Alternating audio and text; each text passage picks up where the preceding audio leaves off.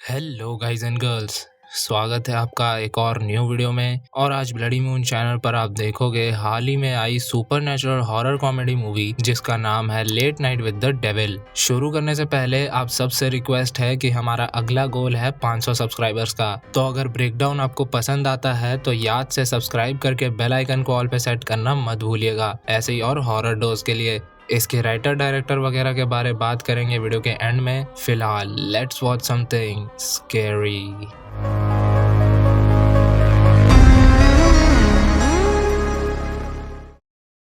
तो ये कहानी सेट है 1970s में, जहां अमेरिका के काफ़ी सारे रिच और डिमांडेड पीपल या कल्ट फॉलोअर्स अब एक सेटेनिक एज की तरफ बढ़ रहे थे। डार्क रिचुअल्स, डिमोनिक पोजेशन, मास सुसाइड्स में बहुत लोग अब अपना इंटरेस्ट दिखा रहे थे, सिर्फ और सिर्फ पैसा और फेम पाने के लिए। यूट्यूब पे आपने बहुत सी कॉन्स्पिरेसीज देखी होंगी जिसमें सेटन के साथ डील करके कोई बंदा फेम या पैसा या जिसकी भी वो चाह रखता है वो पा सकता है, लेकिन इसके लिए उसे कुछ कीमत भी देनी पड़ती है। तो अभी इन्हीं सब का दौर चल रहा था अमेरिका में, और बहुत से लेट नाइट टीवी शोज इन्हें ब्रॉडकास्ट करके लोगों के घर तक डेली हॉरर का डोज पहुंचाते थे। और इन्हीं की रेस में भागने 1971 में एक नया शो शुरू हुआ जिसका नाम था नाइट आउल्स, जिसका होस्ट था जैक डेलरॉय। जैक और उसका क्रू भी उम्मीद और जज्बा लेकर आए थे कि अमेरिका की ऑडियंस पर छाना है, और जैक अपने शोज में अपने जोक्स, पंच लाइन्स और गेस्ट्स के जरिए लोगों के बीच काफी ज्यादा फेमस भी हो रहा था। बहुत से लोग शो को देखने भी आते थे,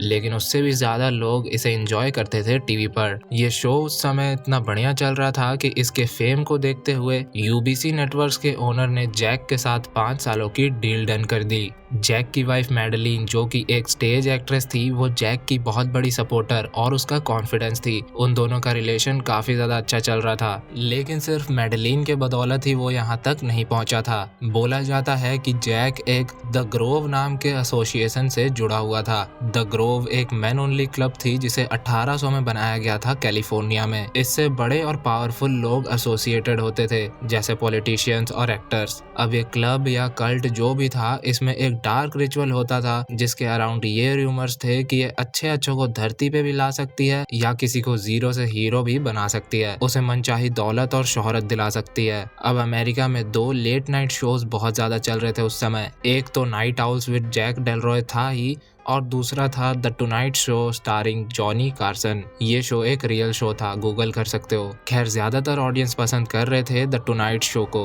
और जैक और जॉनी के बीच अब एक रेस शुरू हो चुकी थी टॉप तक पहुंचने के लिए।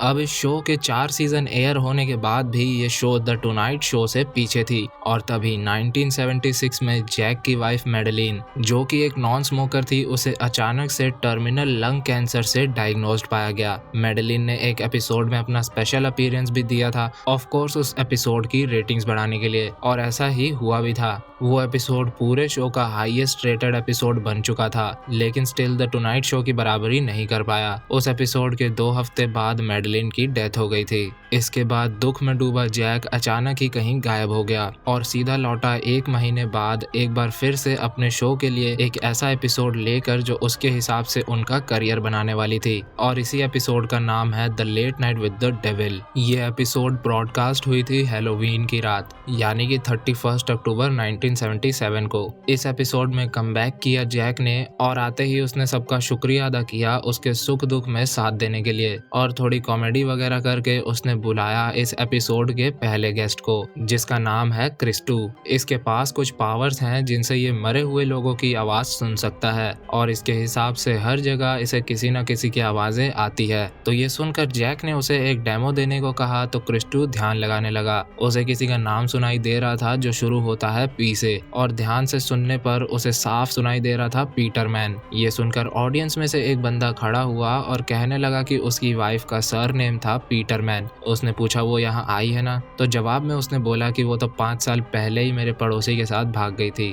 खैर, तभी क्रिस्टू का कनेक्शन भी टूट गया और उसका थोड़ा मजाक भी बन गया था। तभी वो 2 लेडीज के पास गया और उनसे पूछने लगा कि क्या वो किसी एडवर्ड या एडी को जानते थे। तो उन्होंने बताया कि हाँ, वो जानते तो थे, लेकिन उसका नाम एडमंड था। एडमंड इनका बेटा और इसका भाई था, और उसने कुछ समय पहले ही सुसाइड कर लिया था। उसने बोला कि एडमंड ने मुझसे कहा है कि उन्हें बता दो कि अब मैं शांति में हूँ। तो आंटी ने पूछा कौन शांति? नहीं, मजाक कर रहा था, ऐसा नहीं कहा किसी ने। खैर ये सब तो एक्ट भी हो सकता है, लेकिन इसके बाद उसे अजीब सिग्नल्स मिलने लगे जो कि एक्टिंग तो बिल्कुल नहीं लग रही थी। इस बार किसी मिनी नाम की लेडी की आवाज उसे सुनाई दे रही थी। उसकी आत्मा कितनी पावरफुल थी उसका अंदाजा आप क्रिस्टो की शक्ल से लगा लो। खैर मिनी नाम सुनकर किसी ने कोई जवाब नहीं दिया तो मिनी वहां से चली गई।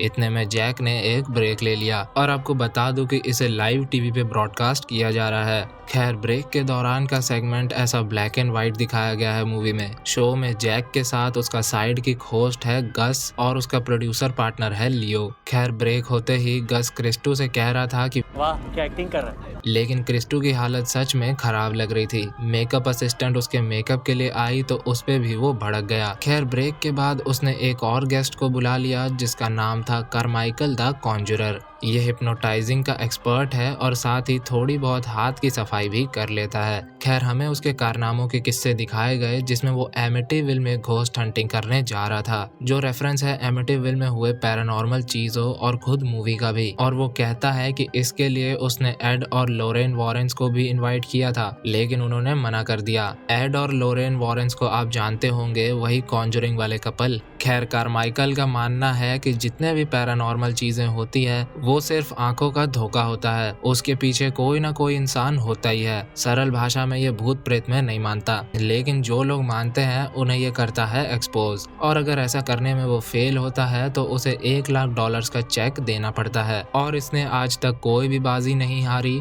मतलब आज तक इसकी चेक देने की नौबत नहीं आई। खैर मानने ना मानने वाले बात को लेकर कारमाइकल और क्रिस्टो के बीच बहस शुरू हो गई और तभी क्रिस्टो बहुत तेज खांसने लगा, लेकिन थोड़ा पानी पीकर वो ठीक हो गया। इसके बाद कारमाइकल क्रिस्टो के एक्टिविटीज की बेइज्जती कर रहा था, तो इसके बदले में जैक ने पूछा कि वो एडमंड वाले पर क्या कहोगे। कारमाइकल ने कहा एक खराब घड़ी भी दिन में 2 बार सही समय दिखाती है। उसने क्रिस्टो को बोला तुम झूठे हो, ढोंगी हो, करप्ट हो, ठीक मेरी तरह, बस फर्क ये है कि मैं इसे एक्सेप्ट करता हूँ, मैं इसके बारे ऑनेस्ट हूँ। बस इतना सुनते तो क्रिस्टो का धीरज डोल गया था। वो कारमाइकल के मुंह पे पानी फेंक कर वहां से निकल रहा था, लेकिन जैक ने उसे रोका और बोला कि लास्ट कॉल जो मिनी के नाम से तुम्हें सुनाई दी थी वो शायद मेरे लिए थी, क्योंकि मेडेलिन को जैक ने एक सीक्रेट शॉर्ट नेम दिया था मिनी। लेकिन तभी क्रिस्टो को कुछ होने लगा और वो जमीन पे गिरकर अजीब आवाजें निकालने लगा था और देखते ही देखते उसने किसी चिपचिपे से काले चीज की धार मारी सीधा कारमाइकल पे और उसके कैमरा पे उल्टी करते ही जैक ने ले लिया ब्रेक। खैर सबको लग रहा था कि क्रिस्टो को कोई सीजर वगैरह आया होगा, लेकिन उसकी हालत देखकर तो नहीं लगता।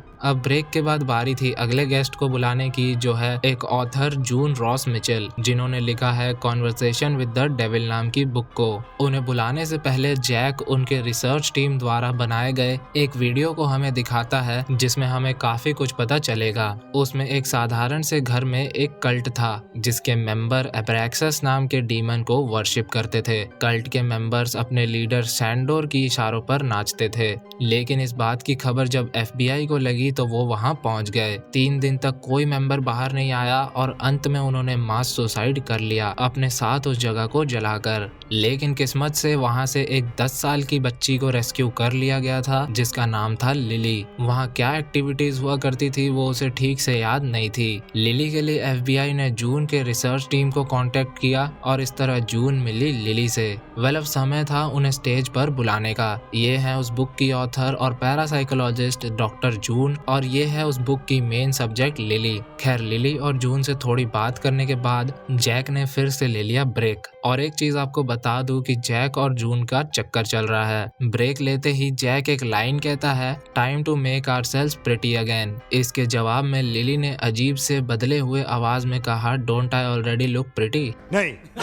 खैर इस पे किसी ने ज्यादा ध्यान नहीं दिया। जून ने बैक स्टेज जैक से कहा कि लिली कुछ बहकी बहकी बातें कर रही है, ये चीज लाइव टीवी में सही नहीं है, किसे पता वो कब क्या बोल जाए। इतने में वहां पहुंच गया लियो, इसलिए जून वहां से चली गई। लियो ने जैक को बताया कि क्रिस्टो की डेथ हो गई जब उसे हॉस्पिटल लेकर जाया जा रहा था। वो किसी टाइप के हेमरेज से मारा गया। ये सुन जैक काफी शॉक्ड था क्योंकि उसे लग रहा था कि वो सब क्रिस्टो के एक्ट का पार्ट था। खैर ब्रेक के बाद जैक और जून के बीच बातें हुई जिससे टॉपिक उठा डेमोनिक पोजेशन का। जून ने कहा कि उसके पिछले 3 साल के रिसर्च और नॉलेज से वो लिली के अंदर के डीमन को समझने की कोशिश कर रही थी। उसके हिसाब से लिली के अंदर एक डीमन है जो अब्रैक्सस तो नहीं लेकिन उसका कोई डीटी है जो अब्रैक्सस को मानता है, उसकी सेवा करता है। अब्रैक्सस वर्ड से ही आब्राकाडाब्रा वर्ड बना है। खैर, लिली के अंदर रह रहे डीमन के बारे में जैक ने उससे पूछा तो लिली ने बताया उसका नाम। लिली ने उसे नाम दिया था मिस्टर रिगल्स, क्योंकि वो उसके माइंड में रिगल करके यानी के कुलबुलाते हुए एंटर करता है और ठीक वैसे ही बाहर भी निकल जाता है। लेकिन जून उसे कंट्रोल करने में लिली की हेल्प करती है। इतना कहते ही वहाँ एक अजीब सा साउंड बजने लगा जिसे गस ने फिक्स करना चाहा लेकिन नहीं कर पाया। तभी कारमाइकल ने उठकर एक वायर निकाल दिया जिससे वो साउंड बंद हो गया।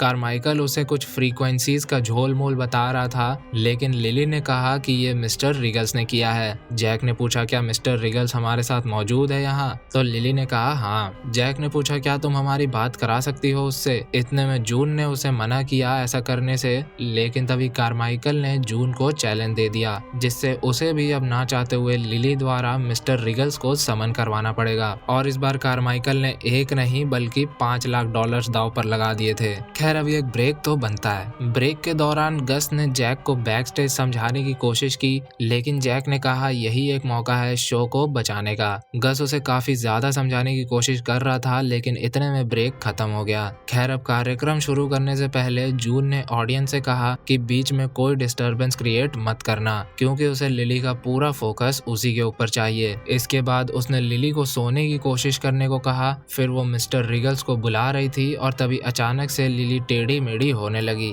मतलब कुलबुलाने लगी, ठीक जैसे मिस्टर रिगल्स उसको टेक ओवर करता है। इसके बाद लिली अलग आवाज में हंसने लगी। फिर उसने दिखाई अपनी शक्ल। मिस्टर रिगल्स ने उसे टेक ओवर कर लिया था। वो सीधा लपेटने लगा जैक को। तो जैक ने कहा हम तो पहले कभी मिले नहीं। तो रिगल्स ने बोला लंबे पेड़ों के नीचे मिले थे, इतनी जल्दी भूल गए? इसी बीच हम लिटरली 1-2 फ्रेम्स के लिए रिगल्स के अंदर किसी और को देख पाए जो मुझे तो मैडेलिन लग रही है। खैर, जून ने उसका ध्यान खींचा तो उसने जून को भी रगड़ना शुरू कर दिया। वो कह रहा था कि भूल गई इसकी वाइफ कैसे तड़प तड़प कर मरी थी, अब तो उसकी जगह लेना चाहती है। क्लियरिंग दैट रिगल्स जानता है कि उसका और जैक का अफेयर चल रहा है। ये सुनते ही जून का सब्र टूट गया और उसने लिली को एक चमाट धर दिया। इसके बाद रिगल्स ने दिखाया अपना असली चेहरा। जून उसे तंत्र मंत्र पढ़कर लिली के बॉडी से निकाल रही थी, लेकिन उल्टा रिगल्स उसके साथ वो मंत्र जप रहा था। इसके बाद वो जैक की तरफ मुड़ा और मैडेलिन की आवाज में जैक से पूछा कि तुमने ऐसा होने क्यों दिया। खैर, इसके बाद लिली चेयर के साथ थोड़ी सी लेविटेट हुई और फिर रिगल्स उसकी बॉडी से निकल गया। इतने में एक और ब्रेक तो बनता है। ब्रेक में लियो ने जैक से बोला कि शो बड़ी तेजी से फैल रहा है और अब उनके स्पॉन्सर्स और नेटवर्क्स के साथ डील्स के और भी ज्यादा चांसेस बढ़ गए हैं। वो दोनों मान रहे थे कि अभी अभी जो भी हुआ वो सब लिली का एक्ट था, लेकिन उसने आवाज और फिजिकली खुद को कैसे चेंज किया ये जैक नहीं समझ पा रहा था। ऊपर से उसने लास्ट में मैडेलिन की आवाज भी तो निकाली।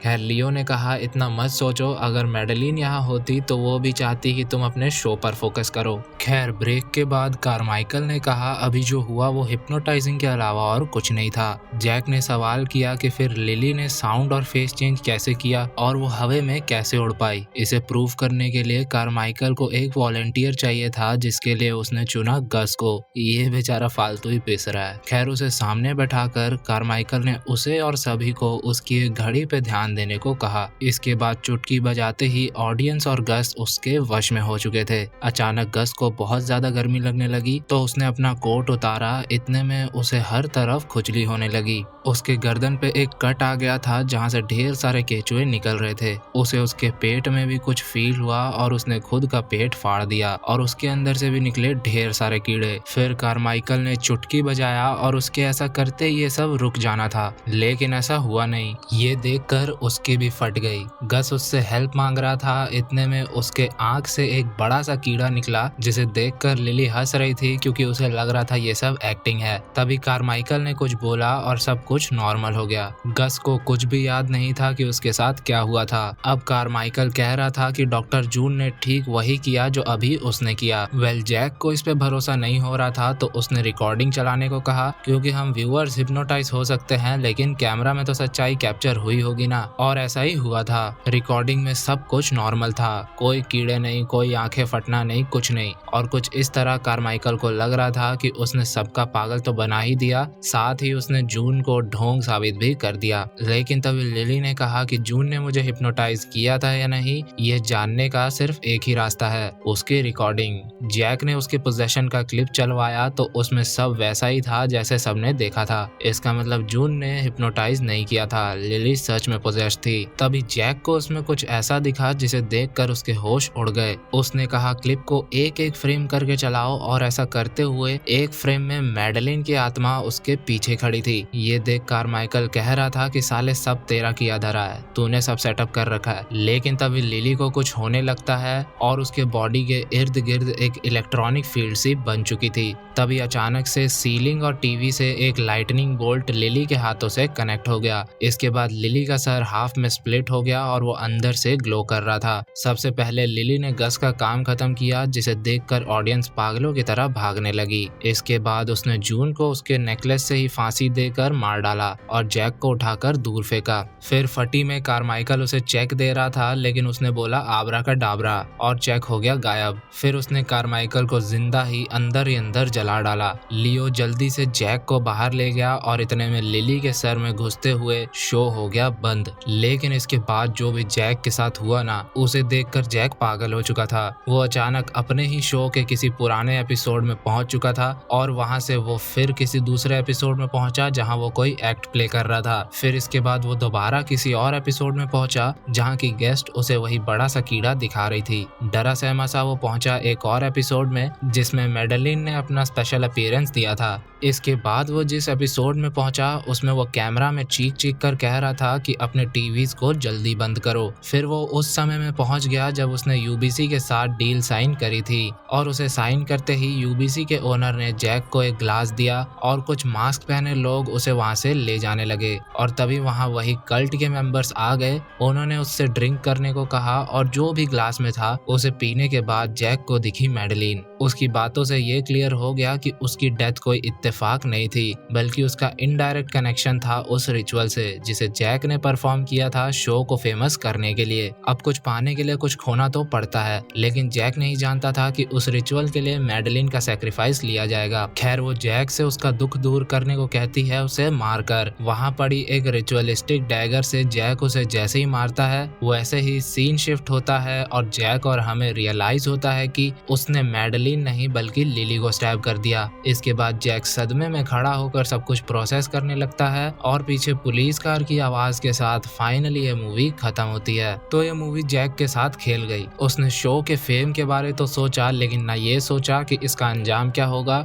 और ना ही ये कि इसकी कीमत उसे क्या चुकानी पड़ेगी अपनी वाइफ की बलि देकर। कई सारी कॉन्स्पिरेसीज आपने सुनी होंगी जिसमें बड़े बड़े लोग अपना गिरता हुआ करियर बचाने के लिए डेविल या सेटन से डील करके अपना सोल उसे सेल करते हैं, जिससे उन्हें अपने करियर में बहुत ज्यादा फायदा देखने को मिलता है। यही चीज मूवी ने दिखाने की कोशिश करी और ये बताया कि इसका अंजाम कभी भी अच्छा नहीं होता। खैर मूवी काफी ज्यादा अच्छी थी और फाइनली 2024 में you will never find me के बाद एक ढंग की हॉरर मूवी आई है। मूवी ने कुछ नया दिखाया और काफी ज्यादा जल्दी दिखाया। लेकिन खैर कोई भी फाउंड फुटेज मूवी को आप उठाकर देख लो, उसमें कहानी नॉर्मल मूवी से कहीं ज्यादा तेजी दिखाई जाती है। एक बार फिर आपको याद दिला दूं, वीडियो पसंद आई हो तो लाइक सब्सक्राइब करके ही प्रस्थान कीजिएगा। इसके डायरेक्टर और राइटर है कैमरॉन कैर्नेस और कॉलिन कैर्नेस। तो इसी के साथ गाइज एंड गर्ल्स इस वीडियो में इतना ही था। कहीं भी कोई गलती हुई हो, कुछ भूल गया हूँ मैं, तो प्लीज मुझे सही करना कॉमेंट्स में। बाकी आपका हॉरर होस्ट एंड घोस्ट अब आपसे मिलेगा किसी न्यू वीडियो में। तब तक के लिए बाय बाय।